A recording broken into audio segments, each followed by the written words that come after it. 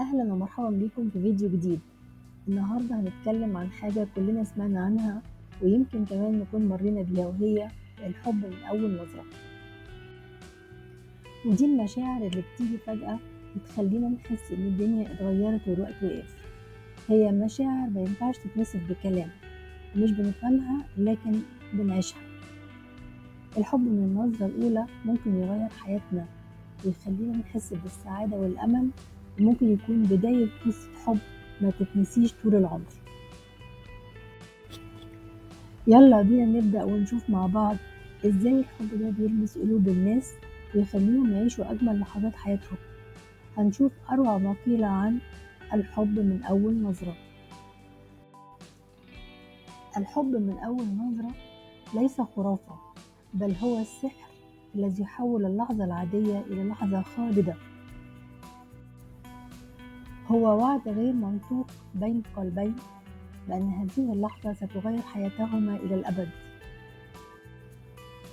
هو السر الذي يجعلنا نؤمن أن السحر الحقيقي موجود. هو اللحظة التي تعرف فيها أنك قد وجدت نصفك الآخر.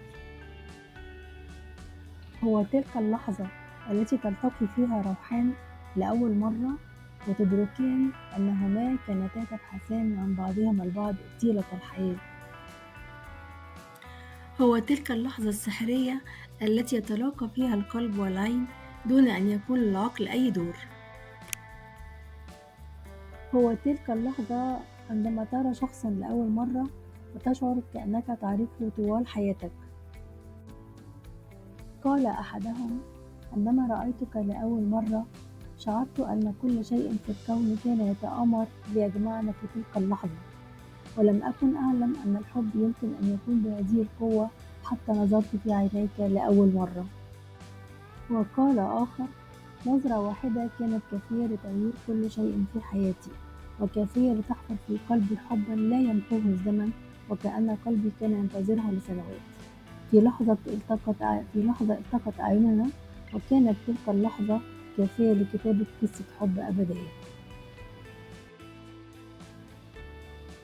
في اللحظة التي تلاقت فيها أعيننا علمت أن حياتي لم تكون كما كانت من قبل، وكأن الزمن قد توقف، وبدأت قصة حب لا نهاية لها. كما أدركت أنني قد وجدت جزءا من روحي الذي كنت أبحث عنه، وشعرت وكأن الزمن قد توقف للحظة، وكأن الكون كله كان يشهد ولادة حب جديدة. فكل شيء يبدأ بنظرة، وفي أحيان كثيرة تكون هذه النظرة هي البداية لنهاية كل شيء. لذلك فأنت تحتاج أحيانا لنظرة واحدة فقط لتعرف أن هذا هو الشخص الذي سيتغير لأجله كل شيء. ومن أشهر قصص الحب من أول نظرة في التاريخ قصة حب قيس وليلى. كان يا مكان في قديم الزمان في شبه الجزيرة العربية كان في شاب اسمه قيس بن الملوح. قيس كان شاب معروف بجماله وذكائه وشجاعته، لكن أكثر حاجة كانت مميزة فيه كانت مشاعره الصادقة والنقية. في يوم من الأيام قيس شاف بنت جميلة جدا اسمها ليلى العمرية، ومن أول نظرة حس إن قلبه اتعلق بيها. ليلى كانت بنت قبيلته وكانت معروفة بجمالها وأدبها. من اللحظة دي قيس ما قدرش ينسى وجه ليلى ولا عيونها اللي خطفت قلبه.